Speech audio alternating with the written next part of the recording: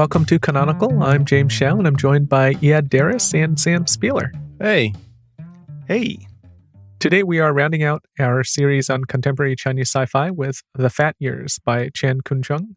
Since this is a review, we won't reveal any spoilers, and if you haven't read the book yet, you can keep on listening. If you want to join our discussion, you can find our book club on Reddit by clicking on the link in the episode description. If you'd like to support us and your local bookstore, you can use our bookshop.org link, which is also in our episode description. And at that store, you can find books for our book club and the other books that we recommend. We are also on social media at Canonical Pod. Next week, we'll be having an in-depth discussion of this book, The Fat Years. We hope you'll join us for that episode as well. So I chose this book. I'll start us off by talking about what makes this book noteworthy. And really, I think the reason why it's noteworthy is because it's been banned in China. It's a fact that the American publishers emphasized when they were promoting the book. They had a blurb on the front cover that called it the notorious novel no one in China dares to publish. The reason for the ban is the book addresses how the Chinese government whitewashes its history of violence against its own people and the political tensions within China. And that also makes it noteworthy. When you use the word ban, I think it's a little bit different in this situation because as far as I know, the book hasn't been explicitly banned, but the publishers just anticipate that they're not going to be able to publish it. So they won't even accept the book. Right. It's not explicitly banned by the government, but there's such a fear around it being banned that publishers won't even publish it.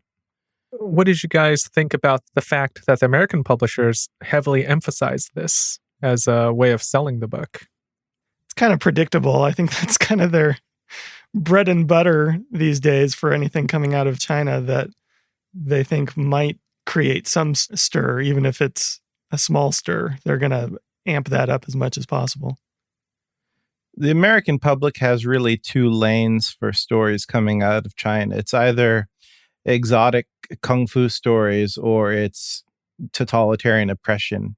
For you, someone who doesn't really care about hype, is it noteworthy that this book has not been published in China? Does that add an extra reason for you to read it? At this point in my experience with China, I pretty much assume everything is not going to be published in China. Anything that comes from abroad is going to be heavily scrutinized and just ignored because it's probably not worth the scrutiny. Yeah, I'd agree with that. Judging against the things we've already read for this series, they do allow certain things, but not direct things. And this is a very direct book. I generally don't care much about whether or not a book is banned. History has proven that any time a book gets banned, its sales go through the roof because people generally are really interested in reading banned books. Well, it's salacious. It sounds mysterious, risque. Yeah. So for that, I actually, in some ways, I kind of have a negative reaction to it because I think it's a cheap reason to read the book. I'm not much swayed by whether or not it's been banned. But then again, I did pick this book, so maybe I was subconsciously swayed by it. So I'll talk about what this book is actually about.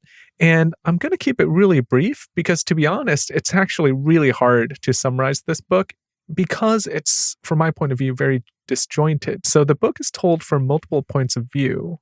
The protagonist, Lao Chen, is a Hong Kong expat intellectual who's living in Beijing. He has worked in publishing and he himself is a writer. Over the course of the novel, he meets two old friends, little Shi, a woman who he knew from quite a long time ago in the 80s, and Fang Caodi, a man who he became acquainted with in his years in publishing. So both of them tell him about a month that's been missing from the country's collective memory, and it's a month that he himself does not really recall very clearly. At the time of publication, this novel was set in the near future, and that qualifies it, though just barely, I'd say, as a speculative fiction novel. But to me, its essence is more of a contemporary realist pseudo-thriller.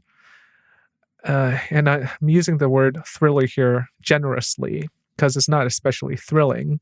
It's a pseudo-thriller kind of political novel set in Beijing. But because at the time of its publication, it was set a few years in the future, I guess that does make it speculative. Besides being set in the future, I'm just wondering if you think there is anything else that can make it speculative or can make it science fiction. It's got no elements of hard sci-fi whatsoever. So you could say that it's extremely soft, flaccid sci-fi because like Asimov wrote the Foundation series, which is based on very iffy social science, saying that you could predict the future. And, that had spaceships and all that. So, yeah, I mean, it is sci fi.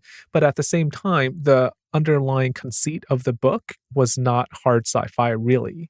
So, in some ways, it's like that. Like, it's much more dealing with social sciences. And there's, I think, a place in sci fi for this kind of social science based sci fi. But I'd say no, it wouldn't make my listicle for Chinese science fiction. And that's how I found this book, is I looked through Chinese science fiction recommendations written by other people, and they included it. So I don't know exactly which listicle I got it from, but that person will not be getting my eyeballs in the future because I don't really trust that person's judgment. I wouldn't call it sci-fi. Yeah, I wouldn't either. No. No. I think that, even at the time it was written, it's not looking far enough into the future, and the premise doesn't really veer too far away from reality. Like, we do discover why people seem to be unable to remember that particular period in time, but it's not something that seems impossible or unusual. It just seems improbable in our current situation, in our current social reality. Right. If we weren't told that the events took place 2 years in the future from the day it was published, it really wouldn't matter. The time only matters in that it takes place a couple years in the future from 2008, when things start happening for China, when their ascendancy begins. The fact that it takes place in the future compared to when it was written does not really matter. This is something we have brought up before. One of the criticisms of sci-fi is that it might become dated. And this book, in some ways, is dated because the time in which it's set has already passed. I mean, it's not sci-fi for a lot of other reasons, but it's also become dated already. So I think it's actually doing this book a favor to not call it sci-fi, because it's not. Like, the chief appeal of it is it's a political commentary. Yeah. I kind of wonder why he dated it 2013, like why that had to be that important to stress that. So, Sam, you mentioned the ascendancy, and that's not something I mentioned in my summary, but the ascendancy is the shift that happened as a result of a global financial crisis that took place in 2008. So in this work of fiction, Chen posits that the Chinese government will, in fact, ascend into a global leadership role because the Western nations have failed after this financial crisis, whereas China did not fail. So because of that, it began this kind of golden era for China. So to your question, Sam, I think it is important that it happens in the near future because I think that is what everyone in China is talking about. They think that sometime in the near future, China will become maybe not the sole global power, but a global power. I mean, people would say that they are already, but not everyone does, I guess.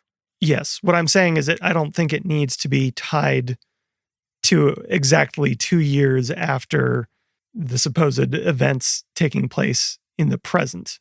I do think, though, it needs to be at some point in the near future. Maybe it doesn't need to be so specific, but I think that even more than something you enjoy as a work of fiction or as a novel, an escapist sort of thing, you read this book to find out about what's going on in China. Like, it has some sort of claim to actuality.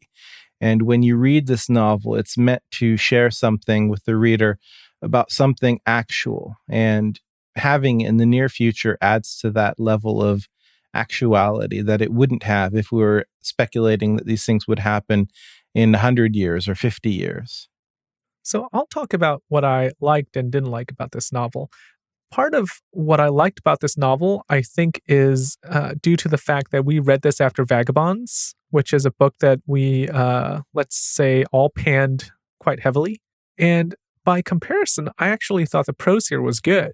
So the translator, Michael S. Duke, I believe, actually did a pretty good job here. And at the beginning of the novel, I wouldn't say I was entranced, but I enjoyed how much better it was on the sentence level than Vagabonds. It actually had a little bit of a magical realist Haruki Murakami feeling where the guy's going through the bookstore and he's kind of wandering through. And it's just, I actually felt quite captivated at the beginning. So that's something I did like. I thought the translation was quite good. I also was drawn to the premise of the book, and I thought that was interesting. But really, that's about it. The book falls apart as you keep on reading because, and I think this is something we will all talk about, is it's not really a novel. It kind of reads more at the end as an op-ed piece. Like, you can say what you want about the three-body problem, but there's a definite plot, a lot of suspense, and the characters are more or less consistent throughout the book. In this book, people get brought up and people kind of get forgotten. It's kind of strange. It doesn't read like a modern novel to me. Yeah. This is very didactic, and there are parts that read, because of heavy explanation, like a textbook. It's a history lesson, and a lot of the history is interesting, but I agree about the high points. It is a good concept, and there's a paranoia factor that I really enjoyed at the beginning of the novel. That also drops off. Yeah, I thought the narration was pretty heavy-handed, and he has this way of introducing characters where he immediately tells you why this person's relevant in a very explanatory way. And he doesn't do it through showing, he does it through telling. He does this all the time with every character. So it's kind of tedious, but it's also, what's interesting is it's very old. Like, this way of writing is really old. People don't do that now, but they used to do it. So as I was reading the book, I felt like I was reading something, from over 100 years ago, especially with the overly didactic parts. Like, I was expecting the nouns to be capitalized randomly, It felt like that kind of book in certain parts. I mentioned before that it felt disjointed to me, and really for me, that's because there's this love interest that pops up in the middle of the book, and honestly, I just didn't care at all, and I thought it was kind of stupid and corny, and I didn't see why it mattered at all. So, I don't know why that's in the book, honestly. I was hoping that would turn into something more than what it ended up being. It felt like to me that it was just a plot point, something he made up just to get him to that place. And because of that, it was kind of contrived. I don't think we need to go into too much detail about the translator's note at the end of the novel, but I do want to say that I think it's required reading if you're going to read this book. But the reason I'm bringing it up now is that the translator does detail just how contrived the characters are, in that they all represent something. That's actually something I did like about the book, in that it gives you a survey of contemporary China. And once again, this is something that old novels do, like novels written at the time of like Jonathan Swift. And so, or like, Dickens. I kind of like that. I thought that was fine. By the way, one of my favorite parts of that translator's note is for one of the websites, he wrote something to the effect of, "Don't go here. It's going to like steal your identity."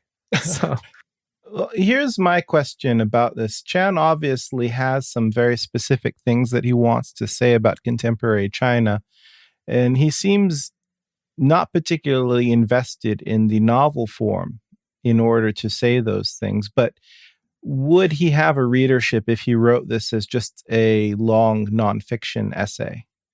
Would people pay attention to it in the same way? Maybe not, and also probably a different crowd. I think what gets people talking about this, or what could get people talking about this, is the fact that it is a quote unquote suspenseful novel that has very real elements to it. But if it was just an essay, you're not going to get the same people's attention. and it's probably not going to be as widespread. Yeah. I agree with you. I think that the premise of the novel, where people can't remember this particular month, is kind of the bait on the hook. And that's what's supposed to get you into it and make you want to keep reading. But Chan pulls away from that part of the story very quickly because he really doesn't want to tell you a story. He really wants to lecture at you. I think it's, fair enough. There are important things to say about China, but if you come into this expecting a story and you are the reader who doesn't need somebody lecturing at you because you are aware of these things, you've been paying attention, you're a China watcher, it's not going to particularly be an insightful read. But I would recommend this book. I think that this is a good book for people who are not paying close attention and they say, well, I want to kind of get the China Skeptic's Guide to what's going on in China. What's China's goal for the future? I think those types of people would really enjoy it, even if they did feel a little bit cheated in the beginning. I'll disagree a little bit with you, Yed. I do agree that, this feels like a nonfiction piece, but I do think that Chan wants to write a novel. And I think the problem is that he thinks all of the things he tries to cram in belongs in a novel, and he's not an especially good writer, I'd say. So because of that, he thinks that this is the best form for what he wants to do, and he tries to do it, but I think it's a matter of skill, not of intention. That's the problem. Like, I think his intention is that he wants to write a novel that kind of makes you feel as if you are living through this experience of paranoia, of wondering what actually happened in the past. That's the important part of the book, is the question, what happened during that month that no one can remember? And that's, I think, what he wants to do with this novel, is he wants to put you in that point of view. I don't think you can really do it with an essay. That might be the case, but if it is the case, then my estimation of this novel is much worse than otherwise, because especially at the end, it gets very, very lectury. It's very monologue-y at the end, and it doesn't read as a person in the world speaking. It reads as an essay. And it took me right out of the world of the novel. But when it took me out of the novel, I said, well, that's fine, because it's not really supposed to be a novel. It's not supposed to keep you in the world. At this point, I assume that Chan and other readers are just kind of saying, well, this is really what he wants to get at, and he's just going to talk to us now. But if you're saying that he actually really wanted to have that kind of suspension of disbelief maintained throughout, then it's terrifically unsuccessful and it's really a bad novel. Yeah, I'm presuming that he wants it to be a novel, because from the beginning, I think he does have novelistic elements, and he doesn't just abandon them willy-nilly. It's really at the end. Until we get to the third part of the book, it just feels like a not very tightly constructed novel. Like, the prose is fine because I thought the translator was good, but the characterization, the narration, even the setting was Like, it was all kind of mediocre. So if it just stopped at the end of book 2, what I would have been left with is just a mediocre novel. It's book 3 where I feel like, okay, he's trying to wrap it up and he wants to get his ideas in there. That felt very strange. He calls it an epilogue, but the epilogue is where Yeah, a huge thing happens. The whole crux. it's a huge, long section of the book. Yes. I think it's something like, what, 1/4 of the book? Something like that. Well, this is once again why I think my argument for him, unfortunately, just not being a good writer and not intentionally doing it, is I feel like the novel is books 1 and 2. And then book 3 is, like you said, he calls an epilogue. He's just kind of tacking on all these ideas that he wants to get at. So it's just kind of bad taste from my point of view. At the same time, I'd say it is one of his earlier novels. He's written, 2 or 3 more since then. So, maybe he's gotten better. And we might get into this more in the wrap-up episode, but all 3 books that we've read for this have failed at writing in very different ways. They've all approached writing completely differently. I don't want to talk too much about the other two books, but Chan's approach to writing is very different from the other two. I think he tries harder to be maybe not a storyteller, because I think Hao tried very hard, maybe too hard, to be a storyteller. I think his style is much more journalistic. Yeah, it does read like an article at times. Like it feels like he's doing a lot of features on different people in China.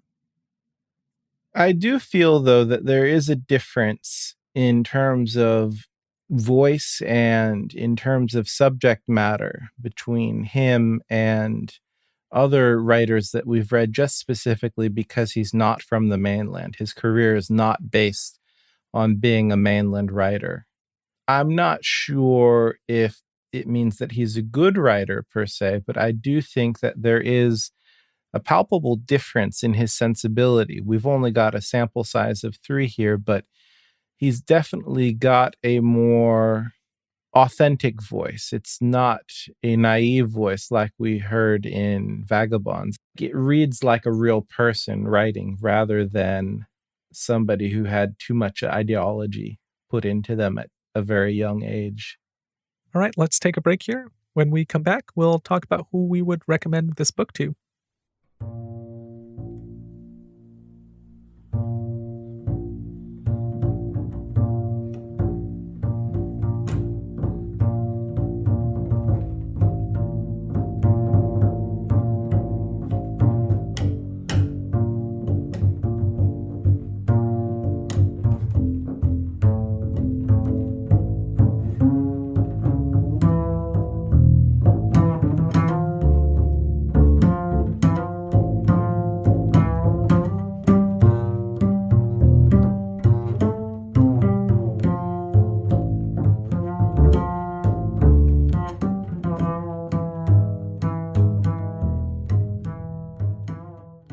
Welcome back. Who would you recommend this book to? And would you recommend this book?